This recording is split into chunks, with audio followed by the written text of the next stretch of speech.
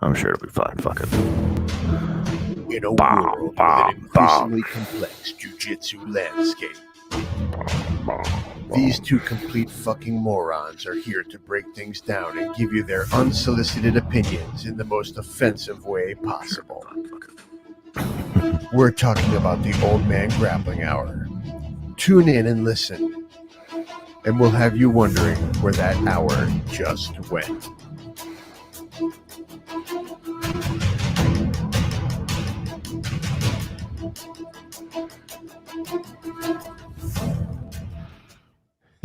Watermark. Sonny Parlin. What's up, dude? That's pretty funny. That is pretty funny. I like that one a lot. I think we should use the other intro every once in a while. Why the fuck not? Who knows? Yeah. What's the difference? Hold on a second. Let me fix this thing. I'm very ambivalent today about life. There we go. It always happens. It's weird.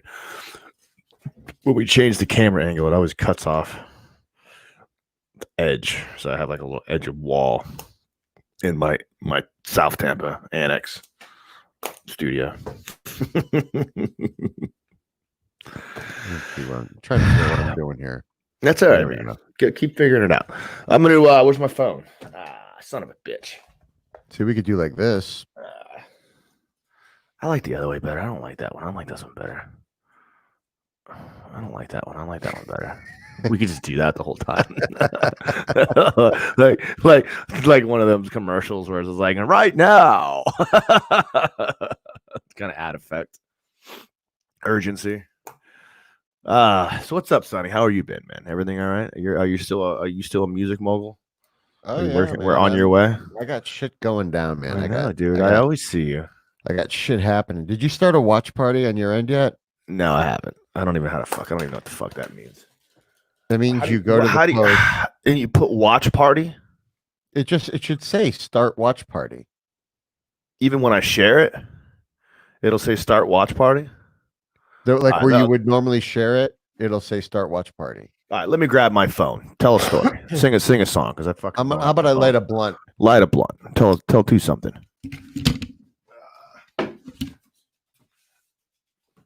Smoke a blunt. Don't be a violent cunt. That's TM. All right, there it is. Now I got my phone. Okay, so what are we gonna do now?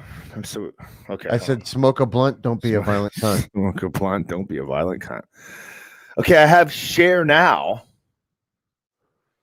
but there's nothing about do that. Watch party. I can't see anything. It says start a watch party. I think you started the watch party. I don't know what that shit means. There's 7 people watching now. That's pretty cool. Hey, 7 folks. I don't know what to tell you, bro. Do you want to add the share link to that so we get people, all 9 of you guys? Anybody want to come on? If you guys want to come on, comment. It's in the description. So if you go to the Old Man okay. If you go to the Old Man Grappling Hour YouTube or Facebook page to this post where we're currently live, there is a link in the description where you can join the show. Kevin Morris. I don't know who you are. Come join the show and talk. Come join the show and talk some shit to us. There's a lot of shit. 10 people are watching. There's 10 of you fuckers out there. One of you motherfuckers go click on the goddamn link and join on the show so we have something to fucking talk about today. I mean, there's plenty of things to talk about today. It's not like there's nothing. You don't want to just listen to us two idiots. No, for sure. It sounds cool until it's about fucking 30 minutes in and you're just like, what the fuck are these idiots talking about? Right. Plus, we enjoy talking to you. Fucking idiots. Right. It gives us more content. And we actually have 15 people viewing right now. It's crazy. And one of you fuckers should come on. I know one of you people want to jump on and talk to us. We're fucking bona fide D- celebrities. Sonny Parlin, music mogul. Sonny, when are you going to start wearing like gold chains and shit?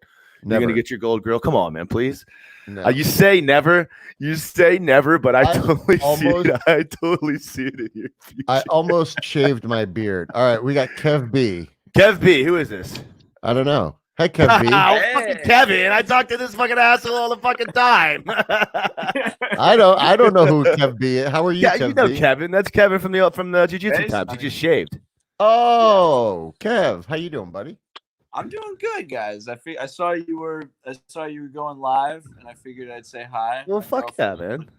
My girlfriend's looking very angrily at me. You got about a 5-minute window. Put her on the screen. I got 7 seconds left, so let's use them right. Tell her she can jump on and say hi. Say hi.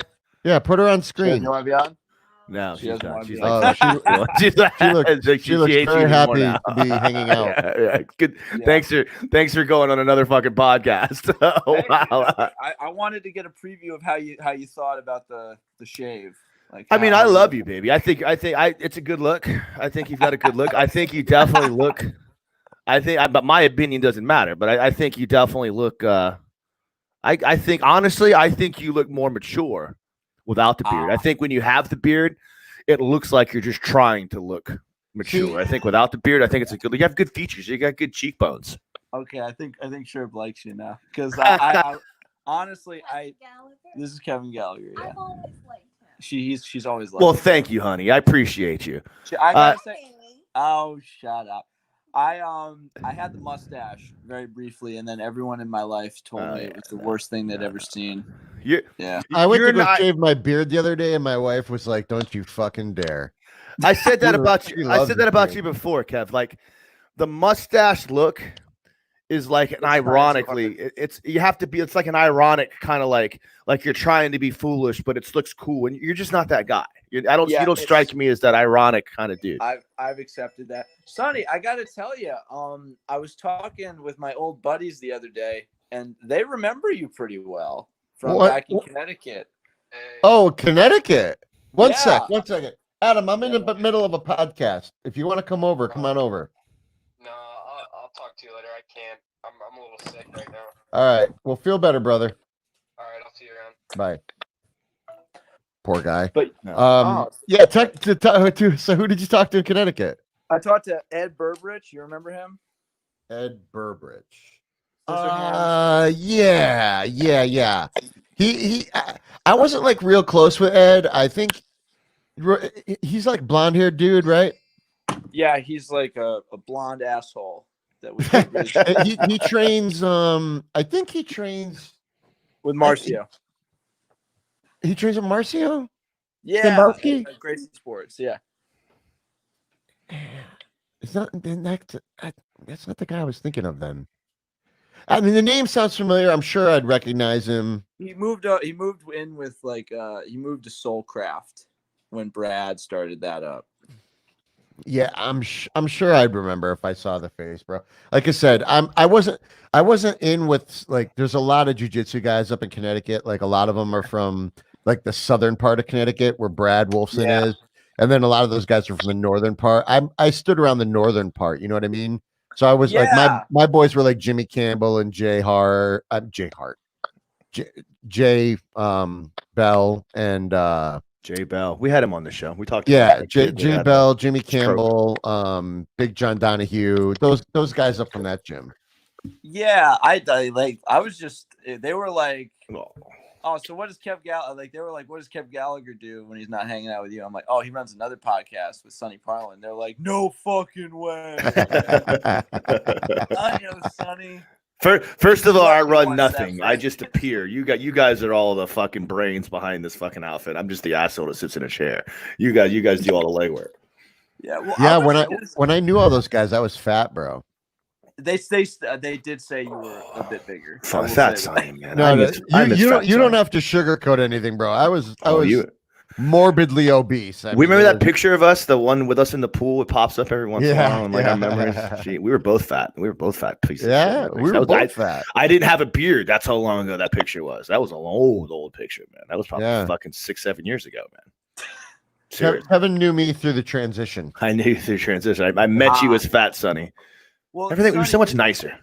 Didn't you go to a Rob Kahn seminar? Did Rob Kahn come to Connecticut, or were you already down south and you met up with him there? No, what happened was, and it's kind of a long story, and I don't want to like get into too much detail, but I was training.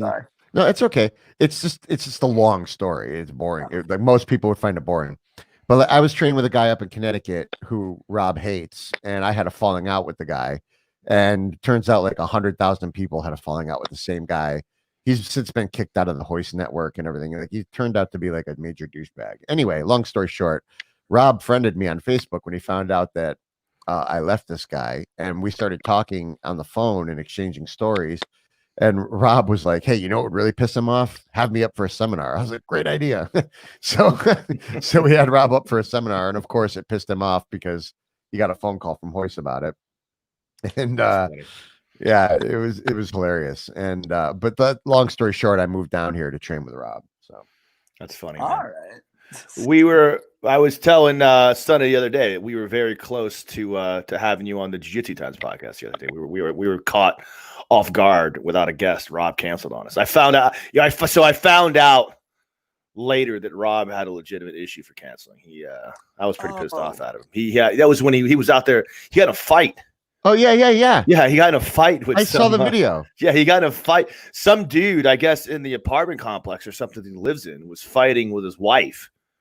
And Rob like went out there. Rob just grabbed him and choked him. Yeah, Rob went out there to try to break it up, and the guy got lippy with Rob, and he fucking like joked him out on the ground. It was pretty good. It was pretty classic shit. Yeah. Rob just like literally like. The guy walked past Rob. Rob just like literally grabbed him, put him in a rear naked choke. Yeah, the dude kind of like shoved him or something like that, and Rob like turned around and just turned. Yeah, he tried to shove past Rob. It looked like. Yeah, and Rob wasn't having that.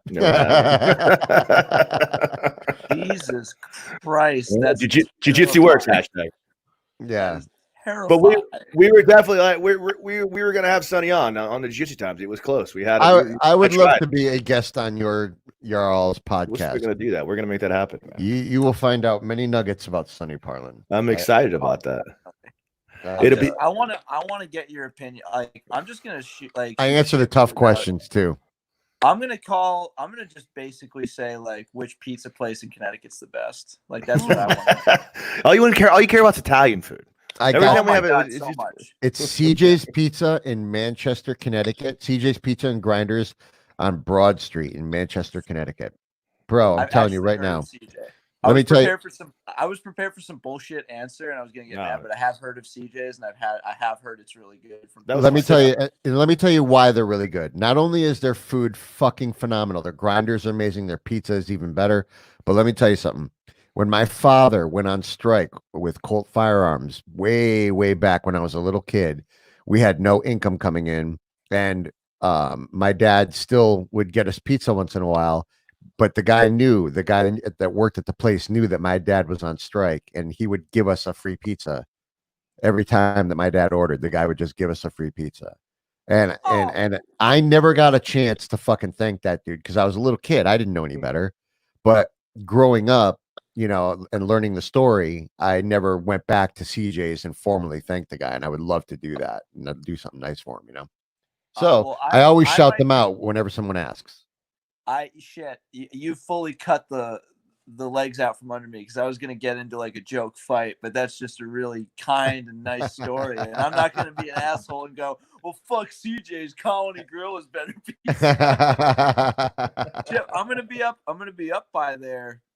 Potentially week after next, so I might hit up CJ's and be like, "Can I ask you a real question though?" Yeah. Why would you go to Connecticut? My buddies. Shut up. My buddies all still live over there, so I try to get over. My buddies all live in Connecticut too, and I've told them, I'm like, bro, it's gonna take a miracle for you to get me back up there. It's like every time I go up to Connecticut, it's just fucking cold. Could be in the fucking middle of summer. It's still goddamn cold up there. I like the cold, to be honest with you. I always like that Connecticut has like, for my money, the best ice cream, best pizza. A lot of people that like want to be around New York but can't afford to set up shop there end up in Connecticut. Yeah, it's got like nice hiking trails. I've always loved it. My girlfriend despises it with everything she has.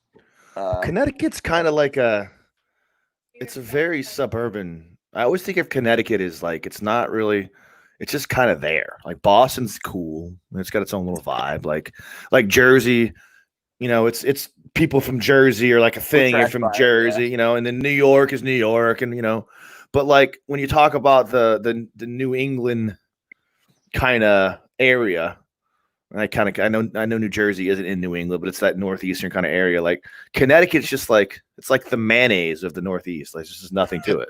There's nothing significant about Connecticut. It's just kind of like we're fucking old rich dudes. Like old white people go to fucking retire and shit. You want to know what's crazy is that while all that is true, for some reason Connecticut has a massive number of jiu-jitsu schools for how small it is. I will say that like it's crazy. Like Marcio Stambowski is just there for some reason. We got a few 10th Planet schools. We're right by like Boston, and then there's a lot of great schools up there. It's great if you want to live in a place that's near cool places to go to, but you want to not live there. Right. Like you can go to New York, have fun, and then like, okay, time to go home. Yeah, and then you go back to like your little like suburban family unit with good schools and good neighborhoods and all that other stuff like that. It's Wait, somebody wants to weigh in on this whole Connecticut issue. All right, bring him on. Who is it? Ruben? No, hang on one sec.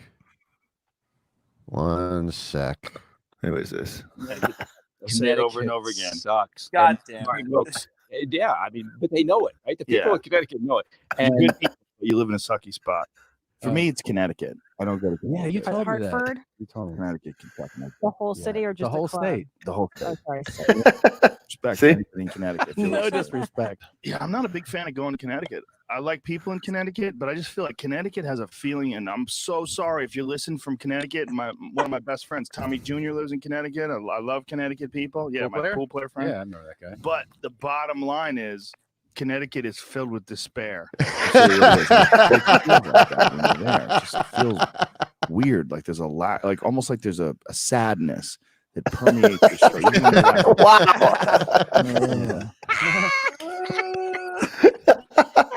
I love that you hate a place that much. Yeah. It really I've is had so many exciting. bad sets there. I like going places where it's fun. Yeah. There's something about Connecticut that's just bleak. There's like a lack of Guys, don't make me watch anymore. Please don't let me watch anymore. How far away from Connecticut are you? Are you near Connecticut? Is it close to you? 2 hours. I'm like 2 hours right now. Do you spend a lot of time in Connecticut, or is that just something that's kind of? Well, okay, so here's the God's honest truth. I could probably not like I have two really good friends that still live there, and one of them is like my first jiu-jitsu coach. He gave me my blue belt, and Who right dat? now, huh? From Connecticut? Yeah, Ed Berberich gave me my blue belt. Oh, Yeah, he was actually my track coach, and he got me into jiu-jitsu after high school. So like I started in how long college. has Ed been a black belt? Is that Ed's a black belt, right? Yeah, Ed's a black belt under Brad and Marcio. So how long has he been a black belt for? It's got to be 4, maybe 3 or 4 years. Oh, I didn't even know, dude. Honestly, didn't even know that he's still trained. Oh yeah, he's got his own school now. No shit. I swear to God, bro. Yeah. I tell you, man. I like that southern part of Connecticut, man. I just never kept up with it. No, well, so Brad got the chance to open up a satellite school, like a second Soulcraft location in a Monkey Bar gymnasium in Woodbury, and he just put Ed in charge of it. So Ed is running his own Good for him. studio now. Yeah, it's great. I mean, and so I go back there because Ed's still my I have 2 professors right now, and I don't know who I'm under technically. I'm sort of in a gray zone, but I go back to see like what Ed thinks of my game, how bad I've gotten, and sort of just roll with him for a bit. Oh, because you moved away. Where do you live now? I live in Jersey, South Jersey right now. Oh, okay. So you're training under somebody else. So you kind of have 2. I get what you mean by you have 2 coaches. Yeah. But they're both real chill guys. So for me, it's just about training, and I feel like that we're not that I'm not a purple belt yet, so it doesn't even fucking matter. Right. Yeah. How off the chain was that interview with Kurt Osiander last week? How fucking great was it? Shit. I've shown it to my parents, and just like, do you think this is okay? And they're like, oh my God, no. I don't. I guess I'm going to defer to you, Kev, because I am a bit out of touch with the PC. It's going up tomorrow. I hope you didn't edit too much of it because I think it's gold, and I think that Osiander kind of gets a pass just because he's old and crazy. Yeah, but I want to know what kind of music he likes. I hope you guys asked him that. Oh, it's metal for sure. Metal. No, we literally the last part of the episode was us just talking shop about metal. Yeah. It's just like, you know, I was like the only. He's like, I said I like Stryper, and he's like, "What the fuck are you doing listening?" Like, what the fuck? Yeah, dude, what the fuck are you doing listening to Stryper? Seriously, it's cool, Look, man. the Yellow and Black Attack is great, man. All right, when you're from a Catholic upbringing, you find whatever ways you can. Bro, listen, hold on a second. Let me get right into the camera here. I'm not knocking Christian rock, but fucking Stryper, it's metal. It's metal. Yahweh, soldiers. I remember Stryper, and Stryper was like they sucked, you know what I mean? But they fucking but they rocked, man. Back in the early man. Stryper was fucking people dug Stryper, man. Even the metalheads that were Christians fucking I dug what they were trying to do. Like I get like this dude, but not Stryper. There's some really good Christian dude. I'll send you send me your information. I think we're on Instagram. I follow you on Instagram. I'm pretty sure. All right. Well, just send me a DM and I will send you some good Christian rock, and you'll be like, "Holy shit!"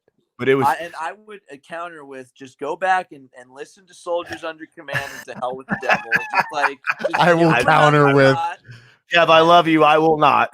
But I also love Judas Priest. I also love Motorhead. You know, I'm a huge Dokken fan. You know, like I would rather listen to Charlie Daniels Band on repeat than listen to Stryper.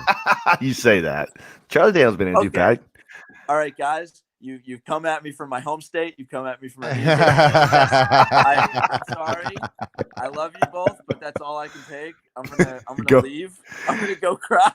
Go hang with your girl, since she doesn't hate you. I'm doing you a favor. Say hi. I'm not wearing any clothes. Okay, great. That's even better. We're dirty old men. Fuck yeah, we're on. I'll talk to you later. Bye. See you guys. Well, we probably. That's too bad. Yeah, we could have had some fun with that. He's a fucking kid, man. He's got his shit together. He's only like 22, 23. He's a good kid. Is he really? Yeah, he's a good kid, man. He does a good job. Wow, what a small world. I can't believe he got his blue belt from Ed Burbridge. You know him? Did he train with you? And I was kind of dozing in and out when you were talking. Did he train with you in Connecticut? Were you guys training in Partisan? This kid here? No, Burbridge. No, dude, I think I rolled with Burbridge maybe once, twice in my life. If I did. Yeah. I'll tell you what, I don't remember ever rolling with Ed Burbridge, but I'm sure it happened. You know, the community is very small. Yeah, it is. How many fucking fuckers are watching right now? How many people are watching? Anybody else want to fucking call on this bitch or what? I don't know. What's it say? It says 7. How about we get? I know who you can get. I'll get Brittany Bays on. She was fun. She interviewed me. She had me on her Grappling Hearts podcast last week. Rob Kahn joined. Maybe he wants to come on. Send him a link. Send him a link. Let's get him to break down the fight. Rob, you want to come on? If he's still even watching. Yeah, he probably just flipped. How'd you know it was Rob? How can you tell who's? Oh, because it says join the show, right? Yeah. See, I don't have that. I don't have that on my fucking thing. I'm making this bigger too. There we go. Rob. Natalia. Tyler. Who else? Eric Parker. See if Pete's birthday. Pete Molinelli? Yeah, it was his birthday yesterday. We went out to his birthday. Oh, he turned like 65.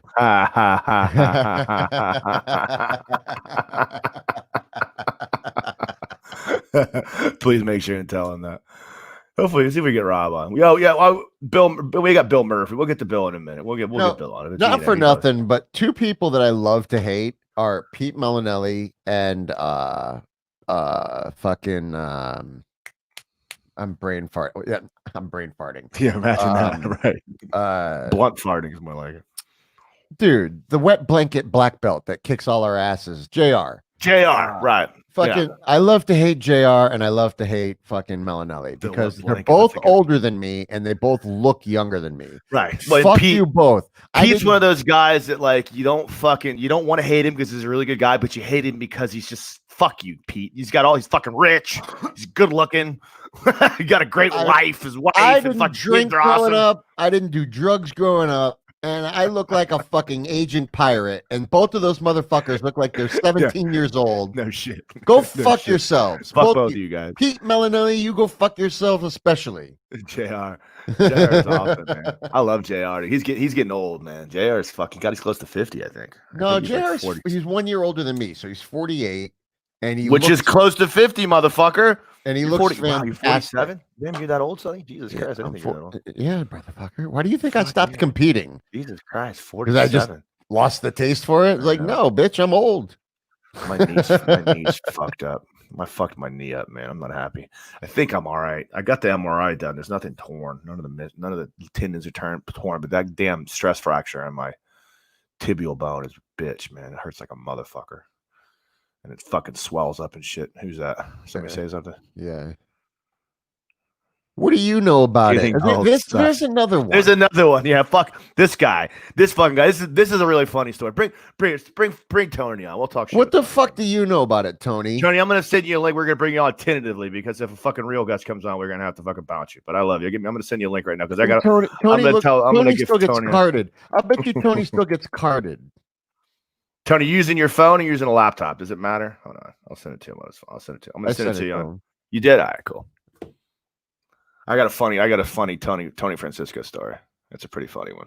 Every Tony Francisco story. This is a good one. He was out last night. I hung out with him for a little. Oh, were you? Yeah, I watched. We went to pizza place for Pete's birthday. Had some pizza, and we went to this little bar. What the fuck's it called? The Blind Goat. It was actually a pretty cool bar. It was fun. We had a good time. You guys said you went to a movie called The Blind Goat. Like, we just went to a movie. We all hung out. Went to a movie. We hung out. We went to a movie. Held hands. Blind Goat. Just talked. We just talked. Drank wine. Cried. Talked about boys. Tony Francisco wrote sex. Oh, sex. Sex a sec. Right, he's busy. I can't read. The font is too small on my screen. I'm too Armando. Who the fuck? I don't know who these people are. Amanda.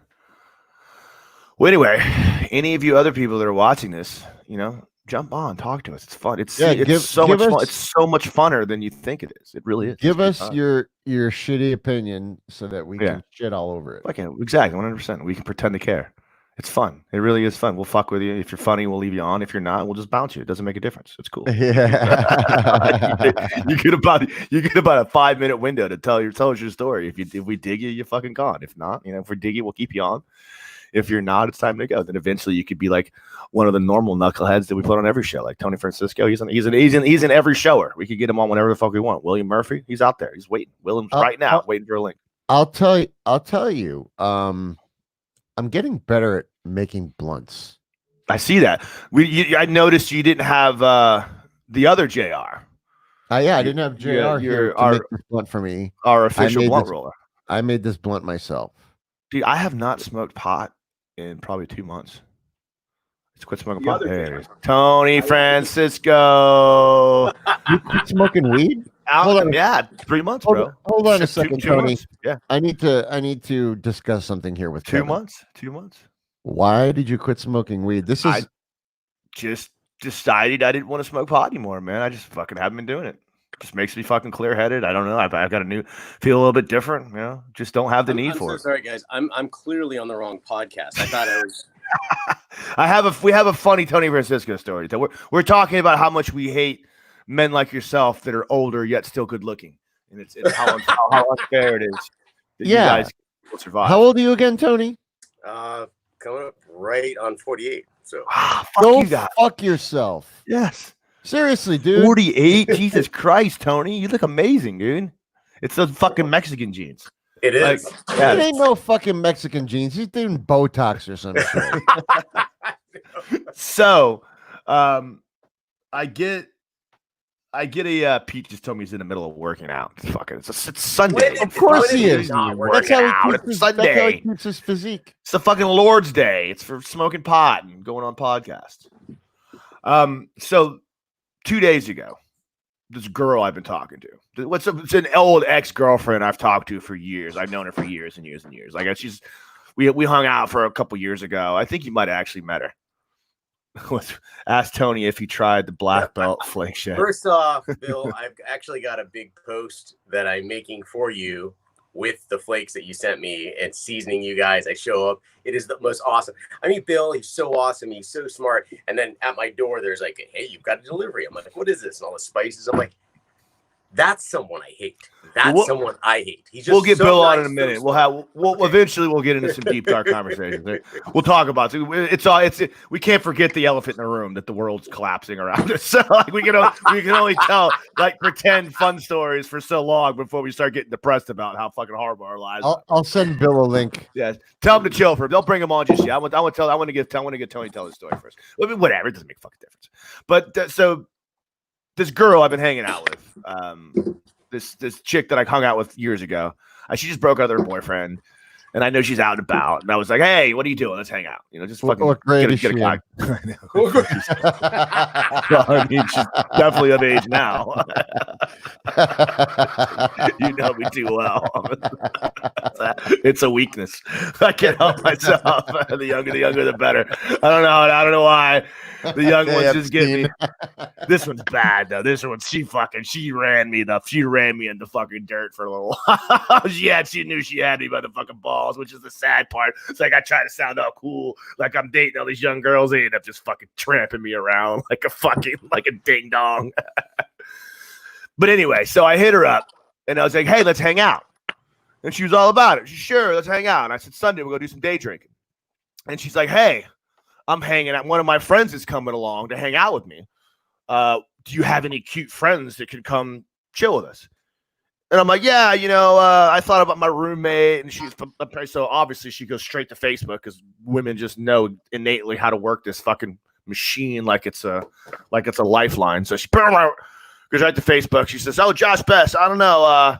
Who else?" And before I can text anything back, well, she knows her friend. You know what I mean? She just knows what her friend digs, I guess. I'm just gonna go with that. And I said, "Yo, Josh is pretty cool. He's my roommate. He needs a girl. He sits on the fucking couch all day long and let him get out of the house." So she replies back to me and she says, before I could give her an alternative, she replies back to me and she goes, "Hey, Tony Francisco looks pretty cool." And I'm like, "Fuck Tony Francisco, that motherfucker, that golden smiled, perfect haired fucking asshole."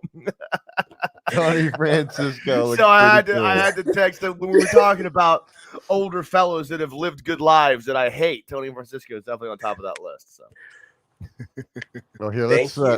Oh, we lost your video. What'd you do? Where's your video? We lost your video, Tony. What's up, William Murphy? How you guys doing? How you back? Oh, wait. So, Tony, did you try the flakes? So I'm preparing something, and I had this whole preparation thing. So the answer is no, not yet. So don't ruin the story. Right. You're ruining the story. Right. Like I had the whole narrative, like the picture of the box arriving, like the whole. All right. So first of all, fill us in, and the 6 or 7 viewers that are watching this fucking thing on we're talking about. I just want to point out a little bit of irony on Bill here. William Murphy, you are a little bit ironic right here. You have sent black belt flakes to Tony Francisco. Right.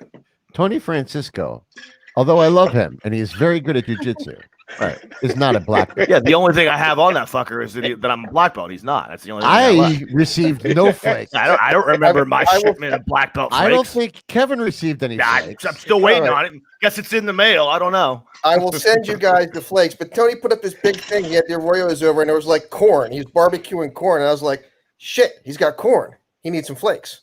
Shit. So all right, so for the uneducated viewers at home and us in particular, explain to us what black belt flakes are. Well, Kevin, Tony's got this thing that he's going to do with the post. So this is just a build up. It's coming. Okay, it's coming. All right, so we're waiting. So it's yet to be determined. You already ruined it. He just sent the seasoning and it was awesome. And so I'm trying to figure out how do I send. Click on that link. Join our because podcast. He's like, "Hey, do you have basil?" Oh yeah. Join our podcast. So I said, hey, matter. I've got some basil. You should still be able to join with There's your phone. bushes of basil. I have bushes of basil. So I'm like, how do you send There you basil? go. Bushes of basil. These are not small bushes. I mean, these are monsters. You should be able to join with your Basil. phone. I'm trying to figure out Basil. how to That send- looks like the Mexican basil to me. Now, you wouldn't be dumb enough to grow that in your backyard. You're too smart for that. You're gonna have to get off this. So, Kevin, this is my theory. You can We've do had it. a lot of controversy right now between the African American community and the white community. What we need is massive immigration, legal immigration from Mexico, and let the Hispanics take over. This is my theory. We definitely have very Well, you sound. know I'm why? fucking tired of the whites and the blacks. Because Let the if Hispanics you take randomly over. leave bricks around, the Mexicans will all just start building shit. That was my favorite meme of this whole. It almost made the race riots worth it. That meme was that was a good one. If you elect Tony Francisco as president, every day becomes Taco Tuesday. So I'm for that. Absolutely. So wait, David Canis is like, he's like, man, the Mexicans will build like a whole city with all those bricks. I go, oh no. See, Mexicans will just build one house. That's why you always hear of like so many Mexicans in one house, because like one house is good. We're good after that. It's like, So just to update you guys, Rob Kahn Is Rob coming on? Nationality, Is Rob going to come on? He's trying to figure out. How Oh, to I do want to it. hear the story. Yeah, this is gonna be a good one. This is gonna be a good Yeah, one. he's trying to come on, but I don't have much faith that he'll figure it out. I all love you, right, Rob, but He's got to copy and paste. I Yeah, think we lost well, Sonny. Did I lose yeah. him? Can you hear Saul? You got to find an internet spot, Tony Francisco. You're breaking up. Tony, you should call Rob and give him tech support. Rob will figure it out. Are you there, Sonny? Yeah, I'm here. I mean, Tony, you there? Did I lose you guys? I can hear you. All right, whatever. Oh, there you go. You're good? Cool. So let's talk. Let's talk turkey. You guys. I love both of you guys because you guys are both my. Is that Rob? Oh shit! Yeah, I heard it. I heard it. Is it say Rob at the bottom? No, nothing's coming up yet. All right. Well, let's talk you guys before we hear me? get Rob on here because he's gonna. Yeah, I can hear you, Tony. Yeah, we're good. Can you hear us? He can't hear us. Hey, so one thing we can do, I got some pastures that aren't used. If the 4 guys on this call want to go in foursies on a steer, I just need to make sure my fence will hold the steer. We could do that. I'll just make him come back. Yeah. Come back, Tony. What'd you say about a steer? So I was thinking about getting 2 steer, and I got another group of guys that want to go in foursies on the steer. If you guys want to go in foursies on the steer, we can put a steer on my pasture. In about a year, we'll slaughter them up and eat them. We could. How could 4 of us eat? How long would a It would take a long time. Cattle? We get 6 months out of it, you think, with one head of cattle? That's a lot of beef. Yeah, that's a lot of beef. I got a buffalo a few years back, and we ate that thing for a year and a half. Yeah. It's same thing with like a moose. I know a moose will get you through a whole damn summer with that's A moose will fuck you up though in a fight. Yeah, I don't want to fight the fucking thing. I just want to shoot it with a gun and eat it. Yeah, right? I'm not going to fight a moose. I'm not going after him. I'm not going to kill the cow with my bare hands either. I'm just warning you. This ain't Rocky and Bullwinkle. Tony. Yeah, right. So Tony figured it out twice. Tony, you good? Yeah, I'm good. You hear us now? I'm good. Bill, come on, Bill, Rob Kahn, get your ass on here. Say something. Make sure Tony can hear you. I can hear you. Okay, good. He's good. Yeah, we're good. All right, cool. What So back to wait. Rob Kahn, is he really coming on? Because I lost you right then. I cannot wait to hear the story. We're trying to get him on. It would be a good story. I think he's trying to figure that link out. I didn't realize Rob was the guy in the story. I just saw him say, "Oh, this guy was talking to shit with the wife, and he got choked out." There's a video of it. It's not a good video, but there's a little video of it, how it went down. Well, I can't wait to hear Rob tell the story. Some of those replies, like, does that guy realize that he got choked out by a legend? You know, like just you should get an autograph. Like, The truth is, it's always a little dicey to get involved in those things because, like, half the time the woman hops on your back. Yes, it's funny. It's so funny because I was thinking the same exact thing. That's why I never get involved in a boy-girl fight. If some chick's getting beat up by her man, I'm going to step in. Rob says that he's backstage right now. Because he has to hit. Tell him he has to hit Enter Broadcast Studio. Tell him to scroll up on the phone and hit Enter Broadcast Studio. And he'll get it. This is going to be good. Did you guys see? I said, hey, because he was looking for that submission only. He's like, hey, I need a 50 plus submission only. Right. And I'm like, and he just asked that. And then next thing you know, you see him choking out this older guy. I'm like, when Rob Khan wants a submission only, he finds a submission only. Somebody answered the call. Yeah. He's probably back there. The Gokor with him would be a good match. Rob's got to get in shape though. Gokor's good. So we're working on it. We're working on it. So Tony, the thing about those flakes is you got to do them sparingly until you get a feel for them. They actually got a little kick to them, just a little bit. There he is. We got him. Boom! There you are. What up, man? Yeah. What? Listen. Just so you know, if Kevin brings up his world championships in the Masters division, all right, so tell us. It's not about me. It's about you, my man. Tell us, because the video sucks. So tell us the fucking story. Well, since I wasn't in a position to film it, I'm sorry about the quality. Yeah, next time you get in a fight, make sure there's cameras rolling. I'll do my best. So me and Katie were hanging out here yesterday, and or 2 days ago, whatever the fuck it was. And bro, this lady, they all got evicted, by the way. Like it's in the last 2 days, they've already been thrown out. They're gone. Wow. Because it was such a scene. But actually, the dude came up to me today and apologized to me. Like I thought, I would literally, I saw him come in. He's not even supposed to be here. I saw him come in. I was walking the dogs. I brought them right back into the house and came walk back out. I thought we were gonna have to beat his ass again. But, me and Katie started hearing like crazy yelling, and then I thought it was like maybe kids. There's a lot of kids in this area, and I me and Katie are looking and we're like, that don't sound like kids. And then I started hearing some like bad language, like using the N-word, shit like that. What? Yeah, what happened was, it turns out, I didn't know it then, but I know it now. They had their window open, and this guy somehow had a bad opinion about George Floyd and about how he doesn't deserve all the sympathy he's getting, or something along those lines. He was drunk. He's like this 23-year-old fat slob, and like me and Katie looked at, of course. So I looked out the window, and when I looked out the window, apparently there's two lesbians who live above them, a black one, a black girl, and a white girl. And there's pretty multicultural neighborhood you live in. There's a lot of going on. Yeah. I'm all about culture. And I looked out the window and I saw this dude mush this black girl in the face. Or punch her. It was kind of far away, so I couldn't really see exactly. He struck her. Put it that way. Yeah. So I walked out. I ran outside. I didn't think I had shoes on, and I grabbed him. Katie came out with me too. I wish she didn't, but she came out, and I just grabbed the dude, and I'm like, "Yo, relax." And he's yelling, and you could tell he was on something. Like he's missing his front teeth. I don't know if it's crack or meth or whatever. I don't know.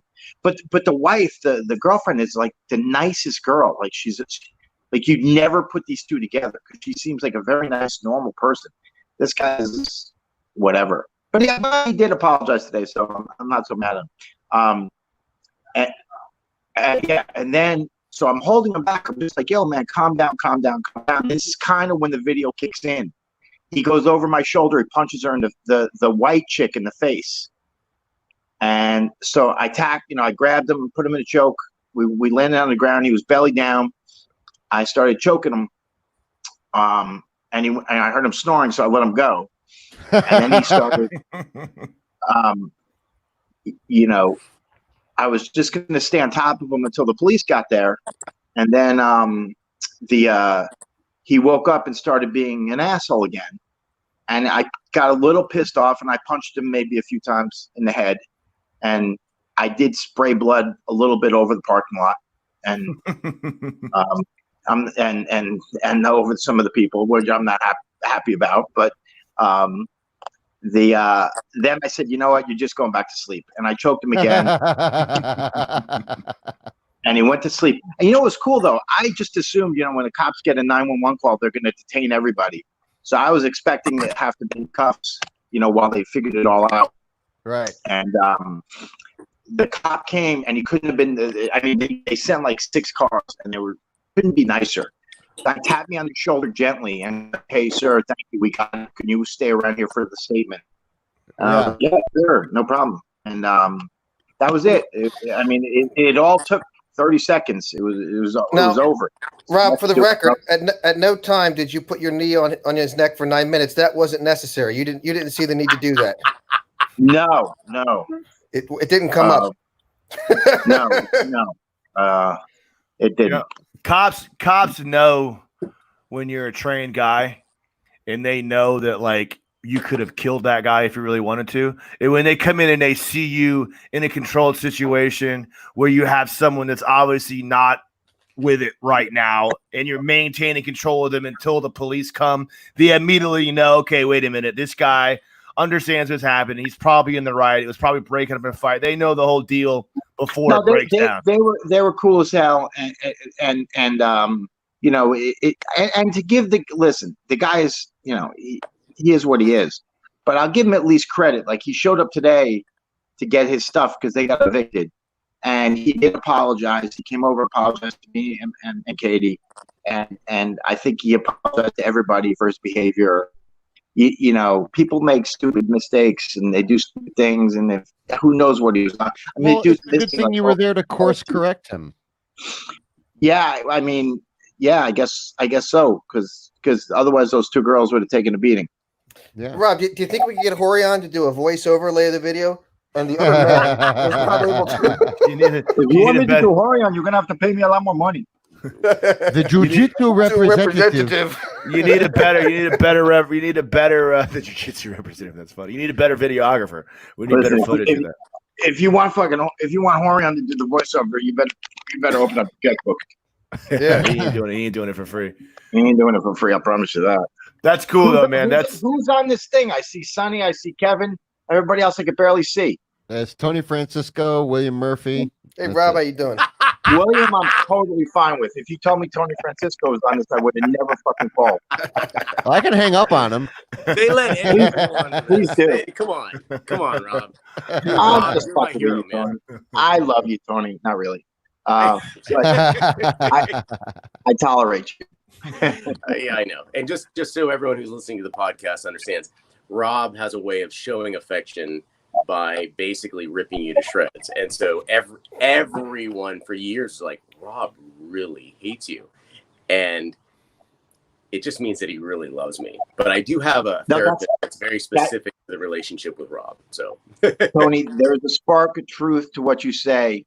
I usually do make fun of the ones I love the most, but not in your case.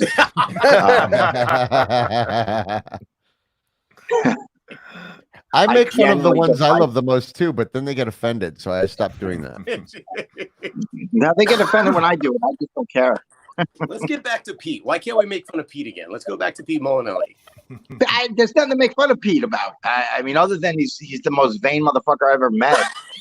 He's literally at the gym right now. It's the day after his birthday. He's at the gym on a Sunday lifting right now. It's an all mirrors. That's the level of vanity we're dealing with. All 4 walls are mirrors, and that's what he requires.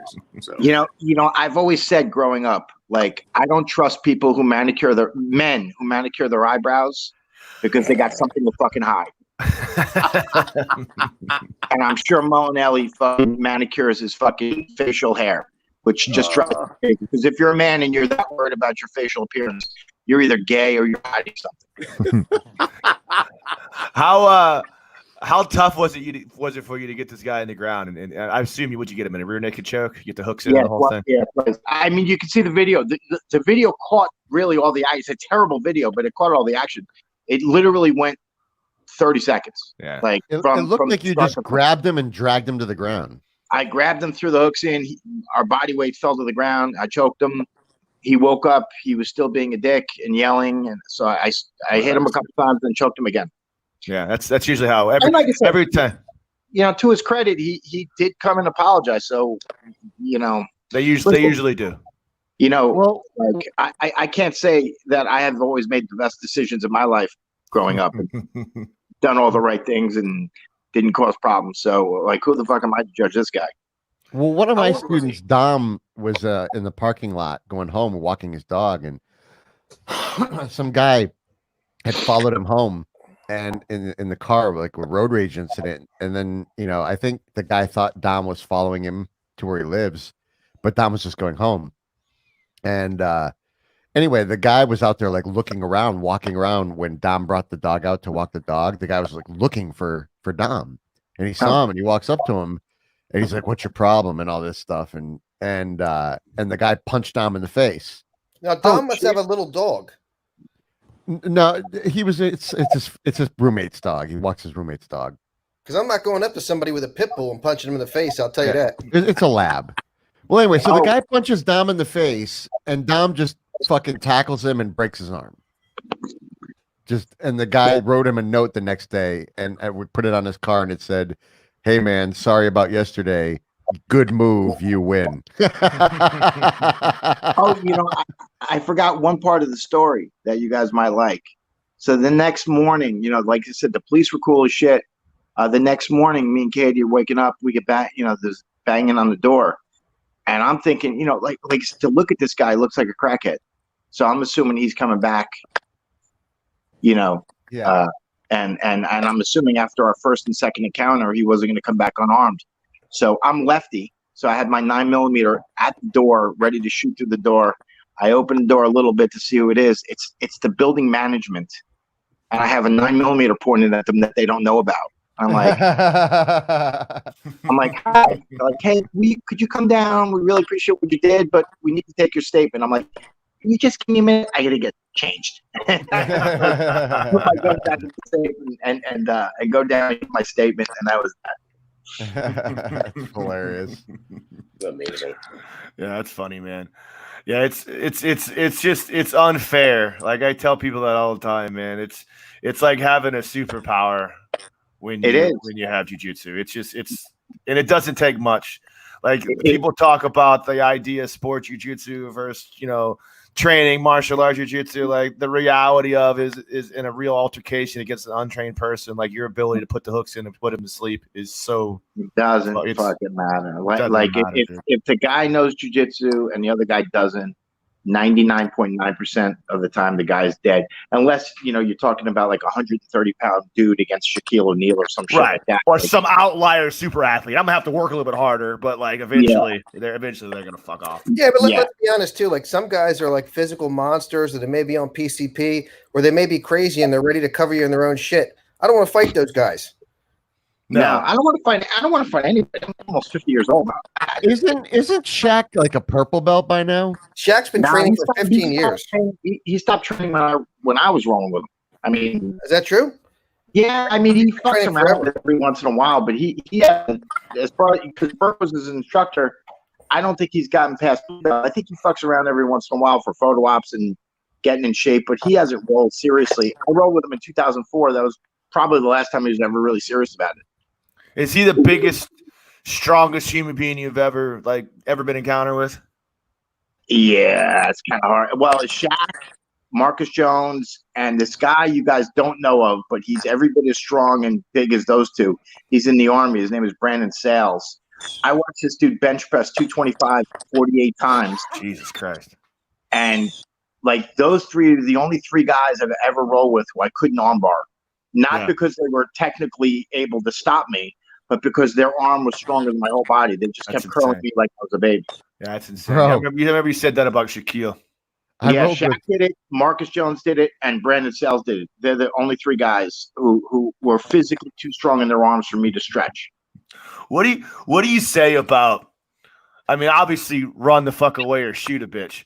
But if you're in a situation where you got a dude that's just you know that like jiu-jitsu is just might not work. It still might work, but it's not going to be a very fun time for you. What do you do with a dude like that? I'll be honest.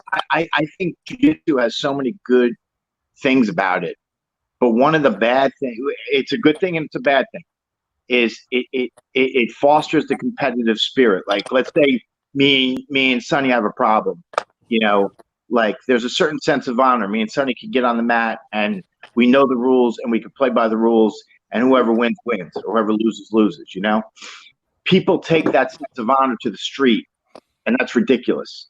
Like, I don't want to fight you in the street. I want to hurt you and go home alive.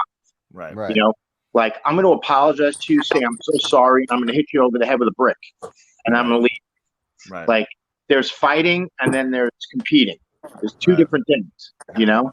Like, if I feel like this guy's a threat to me, the last guy who's going to know about it is that guy until I break a brick over his head. Yeah, Like, exactly. My same sentiment. I mean, I got to roll once with Mario Rinaldi, and I'm like, there's a lot of dudes out there who think that like the rules of jiu-jitsu apply out there, and they don't. You know, how many times you seen a guy tap on the shoulder and said, "You want to go outside?" and then turn around and get a knife in his kid? Yeah, right. And like that's you know, it's you just like you said. I still believe that jiu-jitsu is the greatest form of martial arts, or the greatest form of martial art for self-defense on the planet. I don't even think there's anything comes close. You know, just because we're training ourselves to deal with those real life scenarios over and over again when we roll and blah blah blah blah blah. But like, there is nothing MMA, nothing that's the same as a real fight. Nothing at all. It's the same level of intensity, same level of 30 seconds for fighting for your life. That someone is fighting for their life when they're in a fight. It's different, man. It's a different. And there's no rules to it. There's like no rules to it. Yeah. You know, I might be a better technician than you or Sonny, or you might be better than me or whatever. But if you're not paying attention and I smash you in the head with a rock, what does it matter? Right. Yeah. You know, I work at bars. I work at bars all the time, man, and I'm faced with scenarios where I have to I have to engage in some form of physical, and I never, across the board, as tough as I am and as much experience as I have, never want to fight anyone. I never want to fight anyone. I'm just kidding, Kevin. I love you. I know you do. I love you, baby. Only could you take it better than I do. You know that. It burns me inside here somewhere just because I'm a crazy fuck, but I love you anyway. I'll punch my pillow later. Sonny and Tony get the same amount of shit from me. I don't feel like anyone gets my level of shit. I feel like I actually do think that Tony gets the most shit from me than all you guys. It burns. It burns. I sit in the tub and cry for a while, and then everything's better. You know? Let me tell you, you just warm my heart, man. Rob doesn't give me too much shit, but that's because he knows I'm one of the guys he can call up and be like, "Yo, we're going to kill a motherfucker," and I'll be like, "That's true. That's whose true. car are we taking?" If I have to call somebody to bury a body, Arroyo and Sonny might be my first two calls. Although Arroyo, you know, might be too ethical to do that, so I have to call Sonny. Monster's high on that list too. Monster's probably going to be now. He's in Maine now. I can't get him down. Yeah, you can't. What are we going to do? Wait for him to dry down? You can't trust me to keep my mouth shut. I'm not the guy you tell a secret to. I just can't help myself. I blurt everything out. I wouldn't be able. You'd have to throw me in the hole. You'd have to throw me in the hole right after we fucking killed the guy. Something tells me that William Murphy's a good, trustworthy guy too. I see that. He knows where some bodies are buried, I bet. Murphy's always been a straight up cat to me as well. I like Bill. I appreciate that, Rob. The feeling's mutual. You know that. So you got time to talk some politics? I know now that we have you on, I know you're very vocal about some things. Let's get some shit off your chest. You feel like delving into that? Are you in the mood? I mean, I got 27% of battery. You got that long.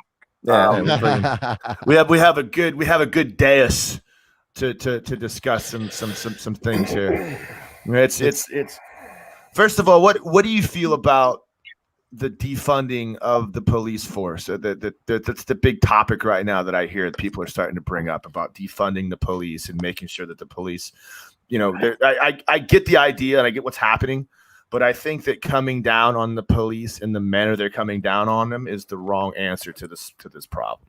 I would agree. I think defunding is going to increase the problem, not decrease it. Right. I mean, give them the right tools and the right training, and you're not going to have these problems. Like people, most of those people react out of fear. They don't have the tools to handle a George Floyd situation. You know, if you had two jiu-jitsu guys who were cops, that shit would have been over in 3 seconds. He'd be in a car. And you remember the guy died over $20. Like, right. police should be paying for jiu-jitsu lessons. They should have the tools they need. Defunding it is just going to increase. People now are going to go to the only option they have left, which is the gun. Yeah. It's the most illogical. Like I said, I haven't heard much about defunding the police, but that might be the stupidest gut reaction you could possibly do. I read an article today. I 100% read an article today on CNN, and I know you guys are going, but it was through CNN just because I read it. That 100% said that they are looking in think groups about, in some instances, eliminating the police force. And a very serious, credible article, eliminating the police force in general. Maybe we should just fund the criminals instead. Yeah, I know. That'd make it a lot easier. So the dumbest thing ever. I think the philosophy behind it is first of all, I think that they're having a lot of backlash since the police force has been weaponized with all these military weapons, and I think that that's part of the problem that they're trying to look at. It is. I mean, I'm old enough, and I think William's old enough. I think we're all old enough to remember, like, when cops just had a gun on them and it was normal, right, and they didn't show up in looking like fucking Delta Force, right? In Humvees and tanks and shit, which, right, maybe a little bit over the top, but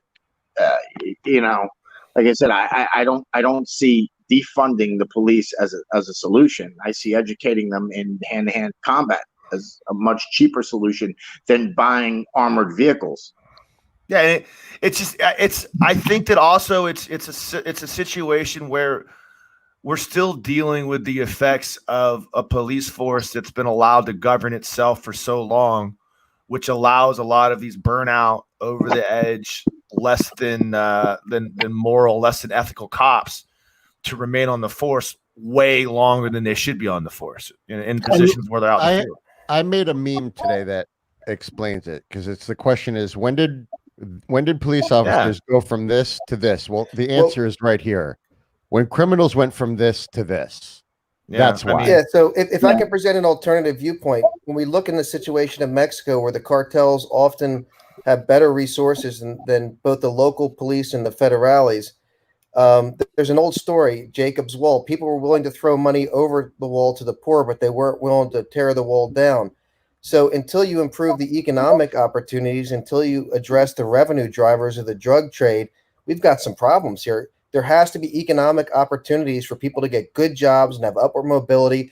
And if you're going to make drugs illegal and therefore very profitable, you're going to have cartels that come in better equipped than the military.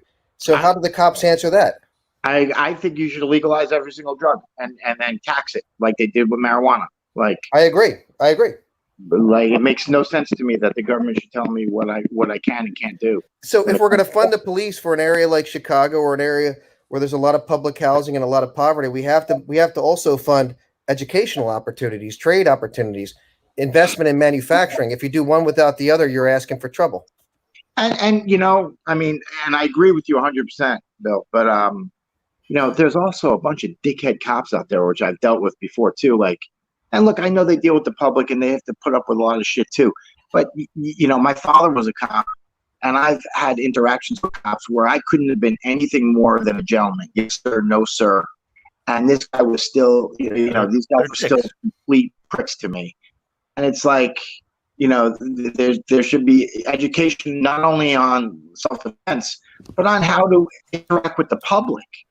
Like, there should be stricter parameters on how they talk and act to the public. Like, they're not, they walk around, and there's always that thin blue line too. Every cop's going to cover for another cop, and I don't know how you get rid of that, but that's always going to be there. You get rid of that by not allowing cops to govern themselves anymore, and you have independent civilian boards that review. Don't they have that already though? Don't they have like civilian oversight? Well, whatever they have, it ain't working. They need to figure out a way to make it work. Well, Sonny made a good point the other day. He said, what about, and his friend on the Crockett and Tubbs, he did, honestly. He said, what if you hire more cops from the communities that they police? That's I did say that. I think cops should be only allowed to police the communities for which they live in. If you live up high in the suburbs in a beautiful home, and then you driving into the fucking Tampa or you're driving into fucking Chicago or wherever, and you're policing these people. It's like you have nothing in common with them. You don't look at them as people. You don't look at them as your neighbor. There's no connection. There's no connection to the community. So I think that would be a big help. Yeah, that makes sense. That's part of the problem. I don't know that that's necessarily feasible, to tell you the truth. I don't think you're going to get enough cops in individual communities. I think both you guys have points. I think it'd probably be a good idea, but it's going to be hard to do. They just need to. There needs to be more strenuous, daily, monthly, weekly, whatever it takes, psychological interventions or situations where cops are screened prior to their shift. But I saw one thing last night. There was one cop. He was on the force. I forgot where it was, but he'd been already brought up for review 79 times, and he'd only been for excessive violence, and he'd only been on the job for 3.5 years. When you get on Delta Force or SEAL Team 6 or whatever, you make one mistake, you're off the team. They say, that's it, you're gone. And a lot of these cops, I think, have too cushy a job security. When you get 79 excessive force complaints in 3 years and you're still on the job, something's not clicking there. They should know their jobs are much more at risk than it actually, than it is right now. Can I get what's your opinion on everybody? So you saw, and I jumped off. Sorry, I was on my cell phone. But the older guy getting pushed down, he falls, he's bleeding, blood, just a puddle of blood out of his ear. It was disgusting. It was absolutely horrible. And I didn't see it. It's almost unreal. I had to replay the video. I said, this has clearly been doctored. It's not doctored. Just look for old guy gets shoved down. It's in Buffalo, New York. And of course the cop says, no, he tripped.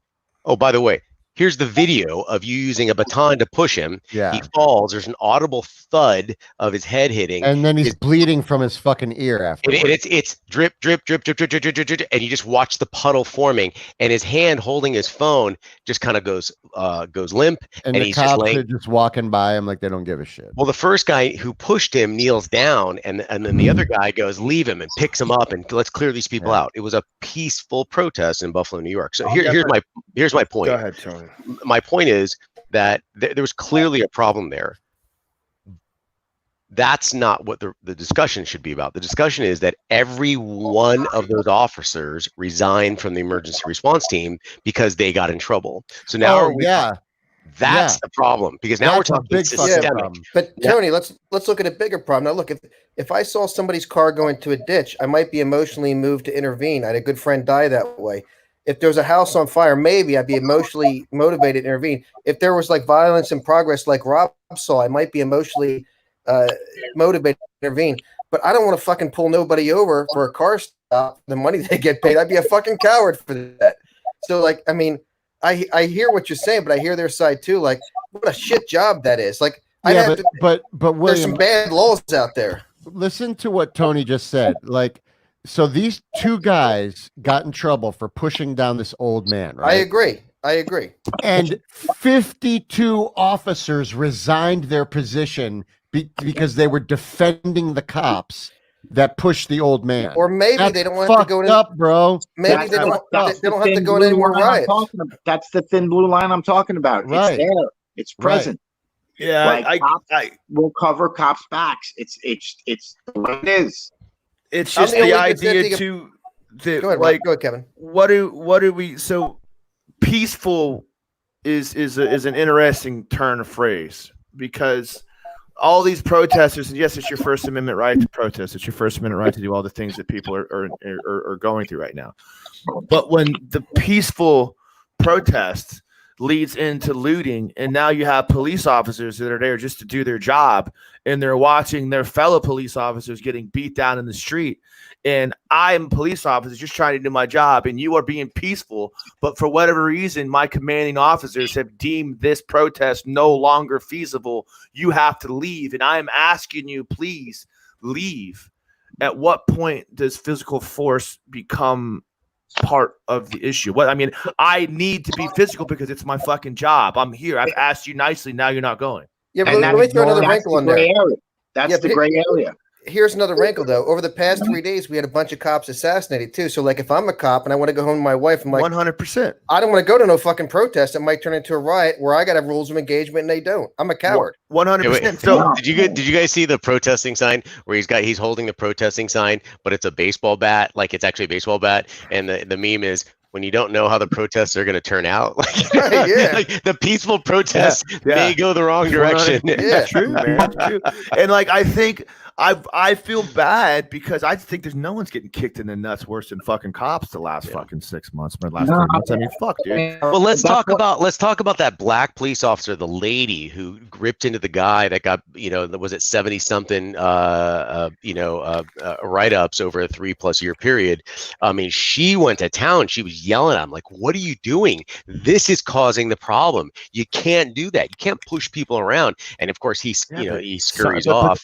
But Tony, man, I get all that. Yes, that's but what I'm cool. saying is that there's in good. an idealized world, and yes, police officers should be nice to the community and walk around, but we're not living in an idealized world. There's danger out there right now. Listen, guys, the 5 of us, we're not dummies, but we're not the 5 guys who are going to solve the world's problems right now. Just hate the break. Sure, we are. True. Well, let me ask you another question. This is another cool one we can talk about. So they brought up all 4 of the officers, or was it 3 of the officers involved? All four of the officers involved in the George Floyd murder, I guess we can call it, because I watched the video. It was definitely a fucking murder. They fucking killed that guy. No question about it. It was a straight up murder.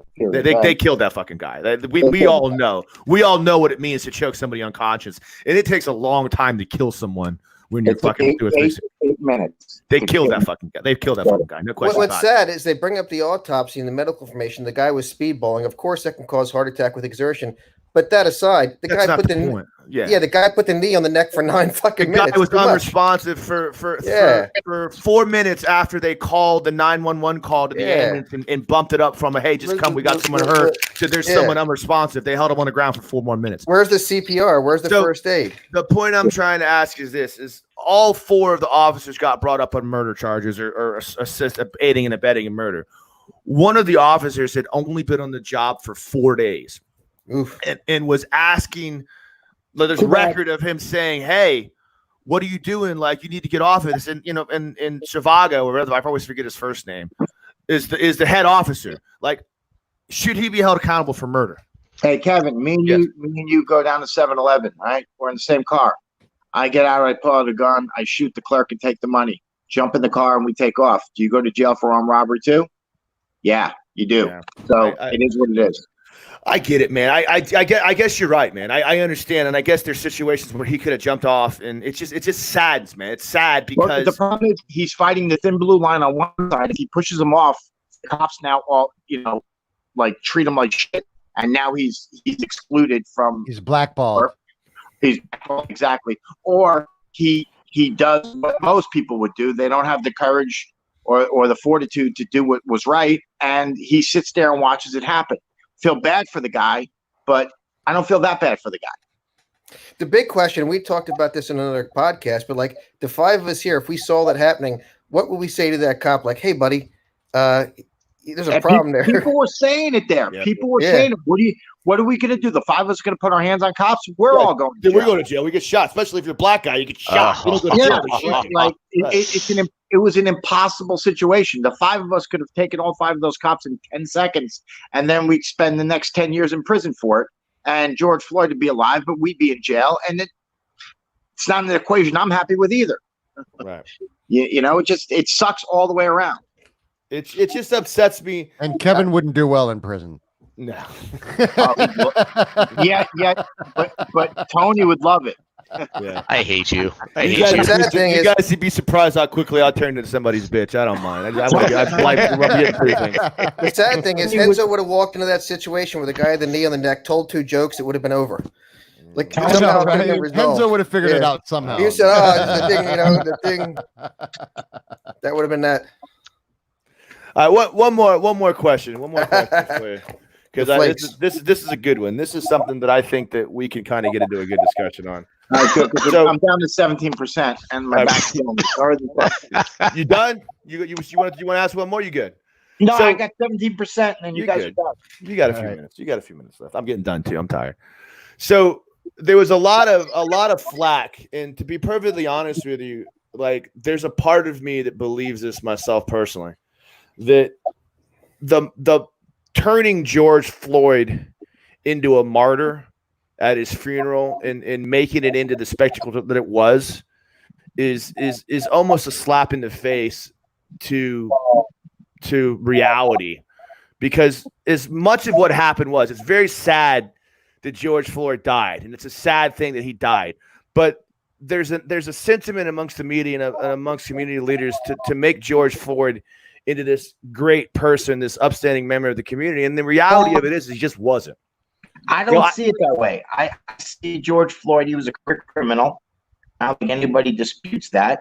I think his treatment was terrible. And I think you can separate the man from what happened to him. He didn't deserve what happened to him.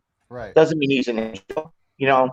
And I think people are intelligent enough to see, like, okay, this guy's a career criminal. He's not the nicest guy. He's assaulted people. He's done bad shit in his life, but he didn't deserve the treatment he got. And it's a, you know, a pattern of behavior that's been prevalent over the last X number of decades. And Yeah, right, exactly. 150 years or so.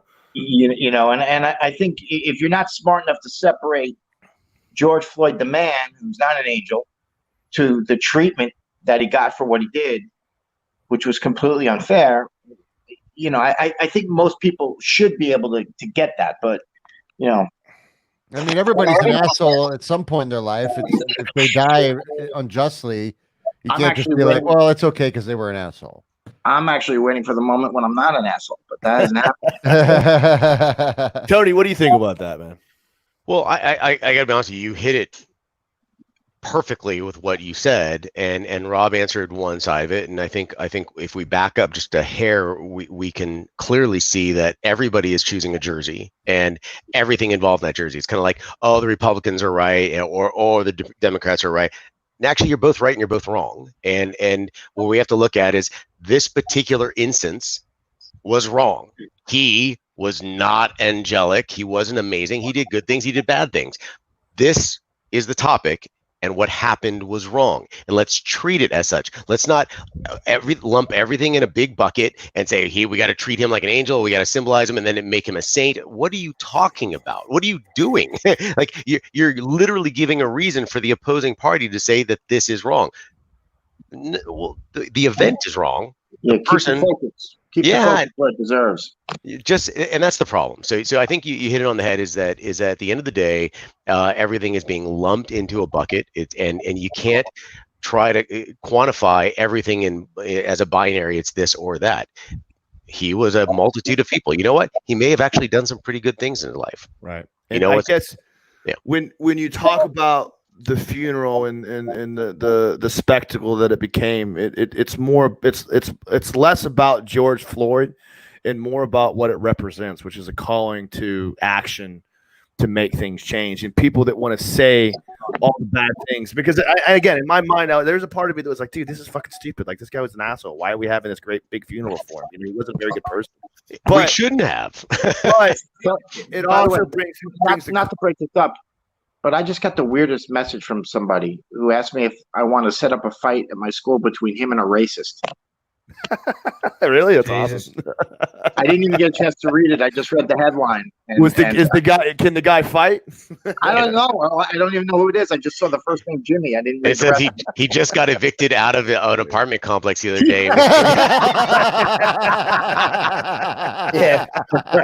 Well, Kevin, I would say this to you. So, like everybody else, I not only train sometimes Hey police. guys, hold on for a sec for me, right? Go ahead. I'll be right back. Go ahead. I not only train like everybody else here. Sometimes I have the privilege of training police and like wrestle foo and all that stuff. But I also teach university classes for people taking a criminal justice major or law enforcement major. So this whole case is a case I would like to present to people in that major, saying you probably don't want to end up as one of these 4 police officers. What can you do to avoid that situation where you're getting charged with murder? So that's the first thing. And the second thing, the aftermath of this, as a university professor, as a jiu-jitsu professor, as a human being, I'm just not sure the blood that's going to be shed over this is going to fertilize the ground. No, that's a good way to put that. I mean, the polarization of both sides of our nation is just coming to a very frightening head. And leading into this election, I'm very concerned about the way things are going to go moving forward. Because no matter who gets elected, the other side's going to be riled, and they're already riled. It doesn't matter. They're riled, man. The line's already drawn. No matter who gets elected, either one are senile as fuck. I know. Goddamn, Rob. I can't tell you how many times. We're all in times. agreement. I mean, I can't tell you how many times I put my head in my hands, and just think to myself, "This is the most important election in probably the history of our country." I know. The best, and we're two guys best we could come up with, the best that Democrats could come up with was fucking crazy Joe Biden. Are you fucking kidding me? That's the best you could do. I know. That's why we're in the issues that we are today. And I know Sonny doesn't agree with us, but I mean. Trump. The reason, people ask me all the time this, and this is what I say about Donald Trump. He's a fucking twat. I don't dislike Donald Trump because he's a Republican. I don't dislike Donald Trump because necessarily of his political views. Yeah, I don't like the way he's taking the direction of the country, but that's not the issue I have with him. The issue I have with him is from day one, he's built the entirety of his election and his political process based upon dividing our country, and we see now the fruits of that fucking labor. Can't you ever see any of the good things he's done? How about this? How about the fact that he's hired the hottest press secretary in the history of the United States? That's cool. Again, but I'll tell you what, none of the positives he's done, nothing he's done to build the economy, nothing he's done to make our country stronger, if you believe in that conservative side point of view, is worth what he's done is to divide our country. It's none of it's worth. That's why I hate it. If you guys ever get the chance, read Woodward's book on Trump's presidency. Bob Woodward wrote the book on every president since Nixon, and he wrote the book on Trump's first 2 years. You want to talk about a disconnected, stupid moron? I don't hate Trump. I'm a Republican. I don't hate Trump because he's a Republican. I hate Trump because he's a seeping cunt. That's why I hate Trump. He's a fucking asshole. I'm so confused because I get those words, dude. Does that mean you actually love him? I'm so confused right now. Rob, I don't think you give him enough credit, Rob. I honestly believe that he does the things he does politically with intent, because he's very savvy in understanding how to capture the attention of his voters. No, he's got like some base instincts, or not base. I'm losing the word that I usually use to describe him, but he's got base cunning. But cunt too. But he's got some base cunning to him. But read the book. Read Woodward's book. I may do that. It is an amazing book, and I mean, remember, I grew up in New York, unlike everybody here. Yeah. So I've known Trump since or known about Trump since the early '80s. So I've known all the shady deals he's been in the paper for in New York. I've known every dirty fucking thing he's done. He's a con man. He's a fucking straight up con man. 100%. It's insane to me that that's the guy that we put. I mean, just think about all Trump University, Trump Steaks. I remember Trump that's vodka. Where I got my degree from. That's probably why you voted for me, you fucking jackass. Well, Kevin, I would give an alternative viewpoint. I would always say I feel like sometimes I'm the last of the liberals. In this country, we seem to have lost the idea of live and let live. And if you're not bothering me, I'm not going to bother you. And we can have disagreements without us saying, oh, this guy, and then saying our leader who did something terrible, we're going to excuse him and say to point to the other guy. It almost seems cultish to me. Like I'm the last of the liberals as far as I know. If you disagree with me, it's fine. You disagree with me, it's fine. You do your own thing. I agree. I 100%. That's the way I believe too. Like live and let live. I call myself a classical liberal. I don't really like to label myself Republican or Democrat. Fiscally Republican, liberally, or liberal on the social issues, very liberal. But I don't like labels. But I don't see what people see in Trump. The guy's a fucking moron and a fraud. And the reason why he doesn't want a moron. The reason he doesn't want to release I never said he was a smart man. Right. Well, you know what? When you have a country of over 300 million, is it too much to ask to have somebody who's smart and charismatic to run your fucking country? Either way, Rob, we're not having this election. Either way, he continues now. He just continues. I don't know where my vote is going. As much as I hate Trump, I don't think Biden can tie his own shoes. Please vote for Biden, Rob. I'm Please clearly do. voting for Biden. Please don't start that. I just don't know if it's necessarily the right thing, because he I mean, the dude stood up at the presidential debates and said he was running for Senate. Yeah, I know. He's gone. But to kind of close it up. But I think he's gone in the same way that Trump is. I don't think they're stupid people. I think they're just a little bit naive and confused. Joe Biden said that Hey, not there needs to polished. be more intercourse. I'm gonna bounce for 2 minutes to get up my charging cable. I'll be right back. All right, go ahead. I got another good question for you.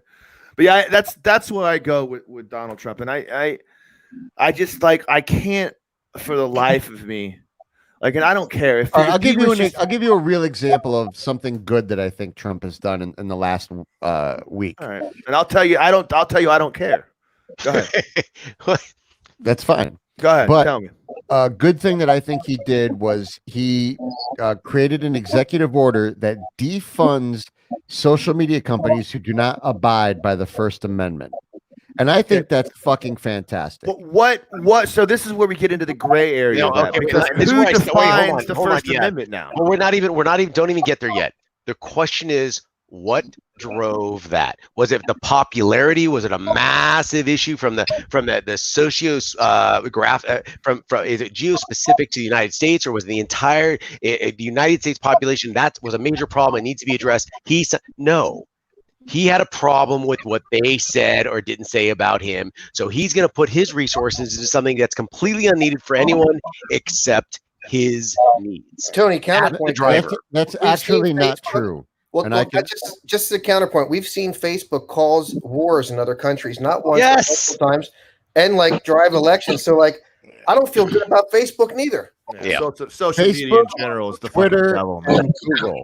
But what happens? But what happens is this, man. We're setting up what Donald Trump is setting up is a nationalized media source, and that is bad. No, he's not. What are you talking about? Bad. Yes, he That's is. exactly what he's doing. Exactly what he's doing. I'm getting a drink. I'll be right back. We have gotten to the point to where if you don't agree with me, you are evil.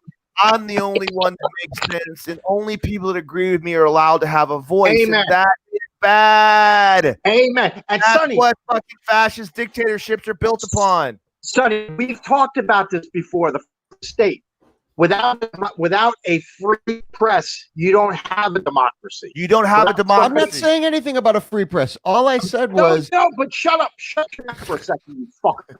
Listen to me. He has made it so that if you disagree with Trump, it's fake news. 100%. If you agree with him, it's good news. 100%, man. Which is the beginning of what Kevin is saying. Kevin is 100% right. I agree Kevin that's what Brown Trump says.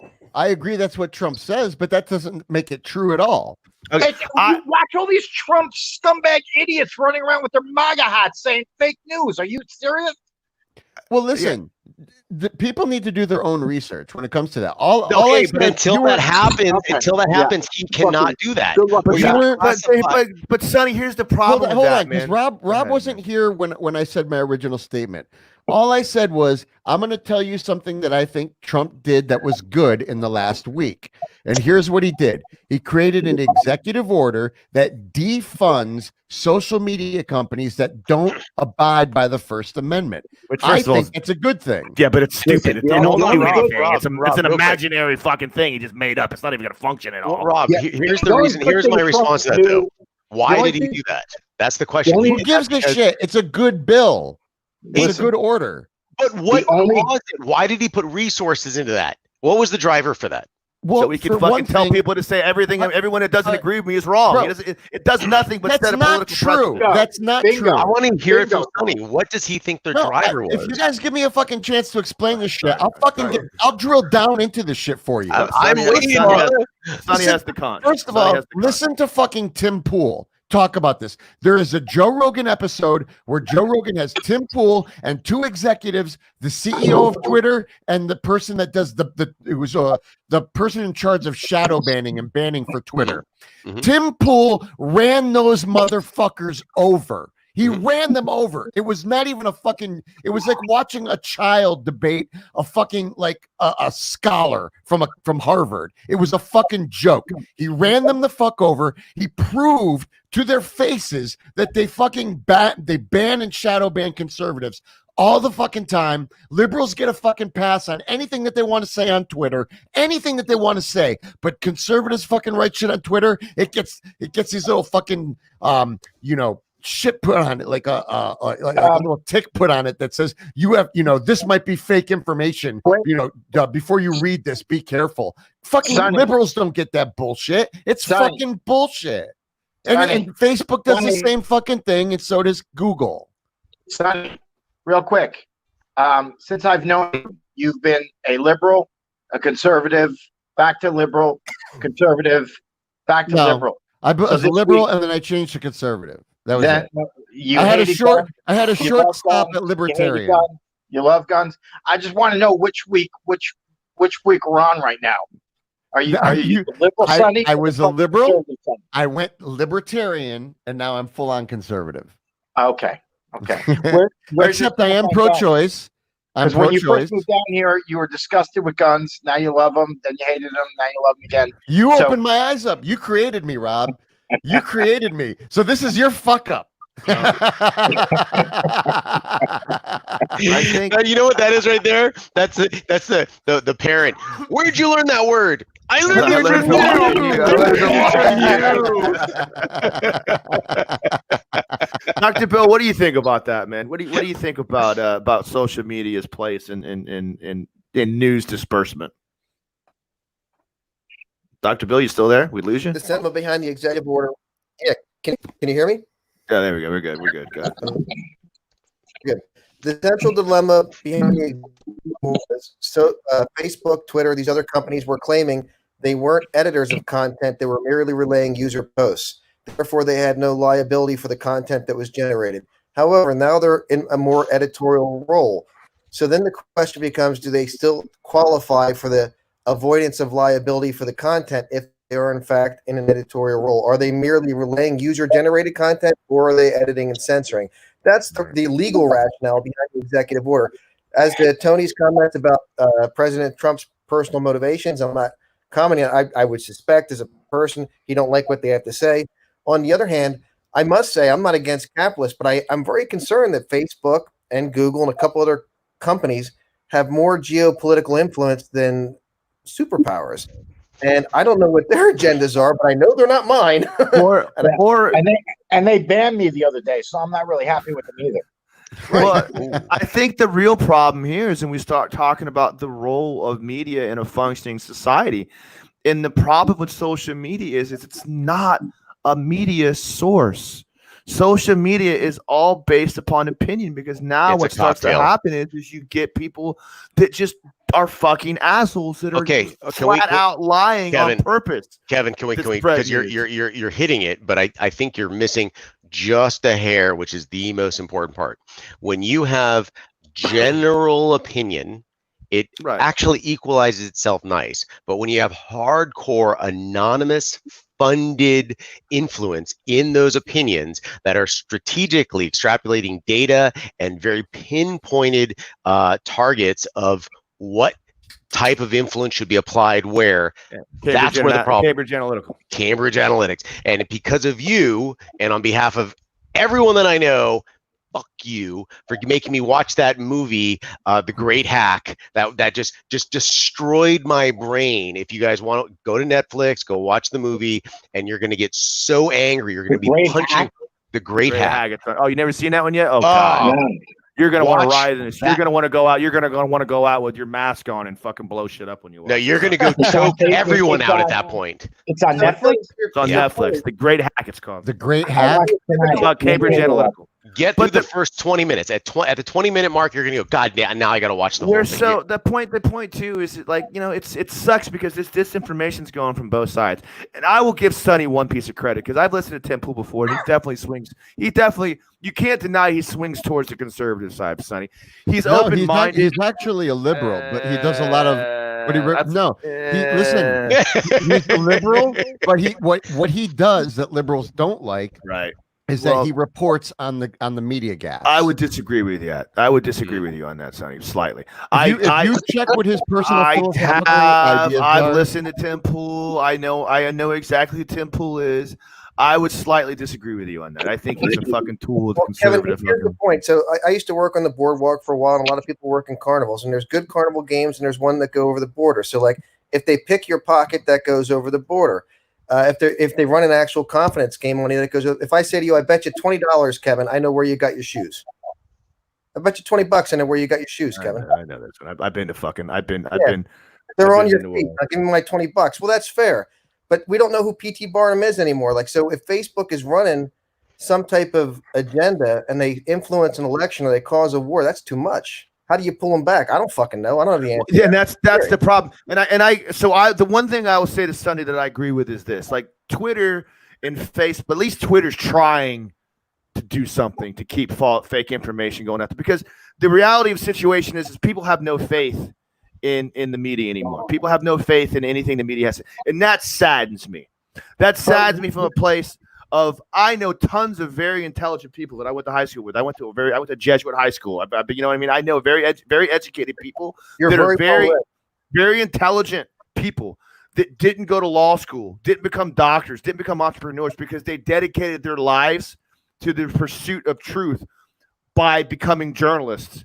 That we're now being told are liars and fakes that don't care about the truth anymore. Well, let me give you something else to be concerned about. Hold on. But instead, we will listen to any asshole with a fucking laptop that has funding from a fucking conservative fucking think tank or liberal think tank that has zero vetted information, has zero checks and balances, because the media is evil. Well, and Kevin, that's the narrative that's destroying our country. I was on Stephen Kesting's feed the other day, and they were talking about the retraction from the Lancet and the New England Journal of Medicine regarding their statements that the malaria drug was generally dangerous, etc. And they were saying this isn't a conspiracy and there was no fraud. It was just one company, and academia doesn't operate that way. But I'm here to tell you, academia, just like journalism, the professors in universities are generally struggling. They're struggling to get funding. They've got huge conflicts of interest. If there's a hot money issue, they're not going to go against the grain. Don't put us on a pedestal either. All of our estates are struggling right now with integrity. I don't have an answer for it, but does academia commit fraud all the fucking time? Yeah. Does the media, what we should do? What's that, Rob? I think we should do an experiment. I'll put a post out saying, "Oh my God, I just heard Hillary Clinton had a stroke and she died." You guys share it, and we see how viral it goes before people realize it's bullshit. But that's honestly, Rob, that's the point. That's 100% the point. We don't like, there's always been a certain level of propaganda. There's always been a certain level of control that the media has been influenced by. I bet we get 1 million shares in 2 hours. I'm telling you, bro. Like, it's the, you know what I mean. And then, so we all agree that Facebook, whether they mean to or not, they reflect the darkest disposition of humanity for discord. Oh, bro, yes. Let me tell you, I totally agree. Every time I get on Facebook, I go on the dark side. Yeah. It's true. Rob pissed off the entire country of Argentina once. Yeah, bro, I had Argentinians throwing shit at me for a month. And they burned my jersey. They burned my Germany jersey for that shit.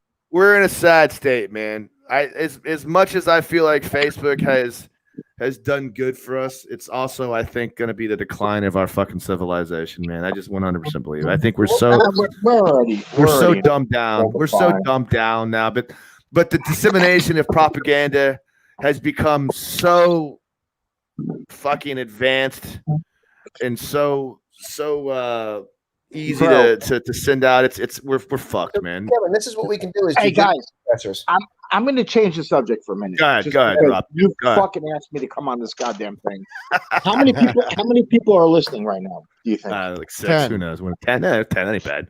Okay, good. Okay, so I have a Droid. Okay, it has nothing to do with anything we're talking about. Right.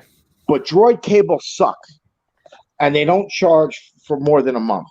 So, as protest, I now don't buy them anymore. I steal them.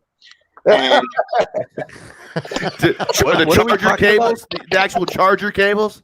Yeah, and I stole one yesterday from 7-Eleven.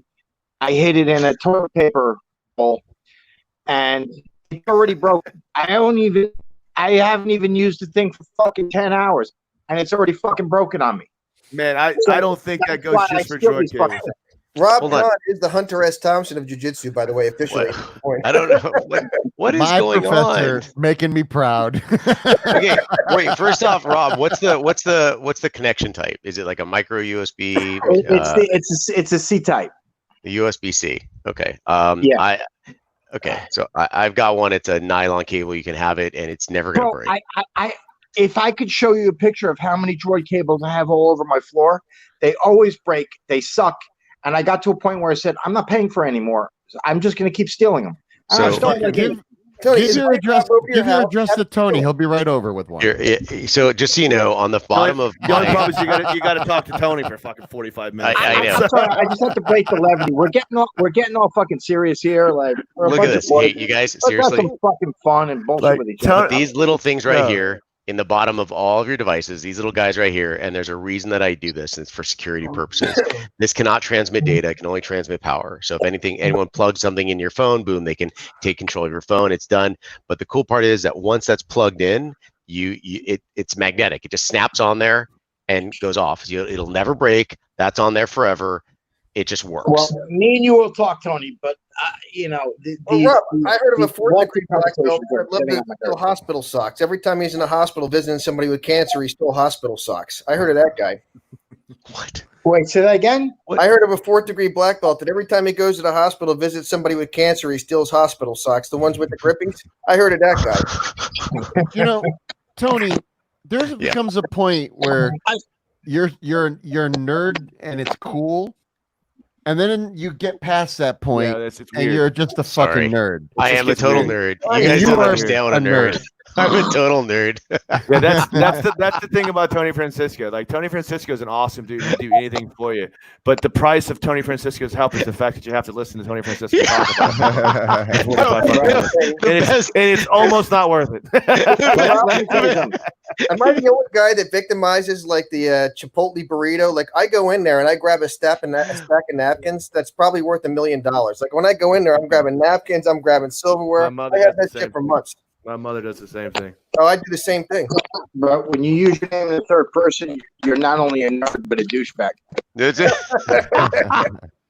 Sonny. Yes. Yeah, guys, I love you guys, man. I think we're gonna fucking call it, man. We've been going about 2 hours, man. Rob, you're awesome. Thanks for coming on, man. Now that I've admitted to petty larceny, yeah, thanks a lot. By the way, Rob, this is the way I sent you that link. That's how we do when you're ready. That's how we do our podcast. We just send you that link. I'm ready to go. I have things to say. I'm ready. One more quick question for you, Rob. Hospital socks for some phone cables. Listen, I'm good. I got my charger plugged in. I'm good to go now. So one more quick question I want to ask you before you. Did you ever watch Westworld? Did you watch the 3rd season yet? No. You know, Katie never saw the first 2 seasons, so it's like I gotta wait for her to sleep. You gotta wait for her to catch up. And then it's like, well, no, I'm not gonna wait for her to catch up. That'll take forever. But right. But it's like by the time she falls asleep, it's like I got like an hour left in me. Right. And I, I'll put on YouTube and watch some, I'll watch some fucking ridiculous. Let me. I went from like a TV nerd to a YouTube nerd, so I find the most fucked up topics on YouTube to watch. Well, I may start doing that before Rob hops off and we end the call. Raise your hand if you've stolen mats. Oh my God! You want a great story about that? Oh yeah. Quick. So. What happened to your audio? Something happened to your audio. Something's wrong with your audio. Your William. Hear me? Your Bluetooth went out. You got a Bluetooth on? No, talking through speaker. Hold on. Can you hear me now? I'm gonna call it. It's not the cables that are the problem. It's this fucking phone. No, it's a brand new ass 10. Can you hear me? It's a brand new piece of shit, is what I it can is. hear you, but We can't hear you. It's a This is my time to attack. This is my Rob time. and I are not the only ones that stole some mats. It can't just be the two of I us. like Sonny's laughing at that. He likes that. This is my time.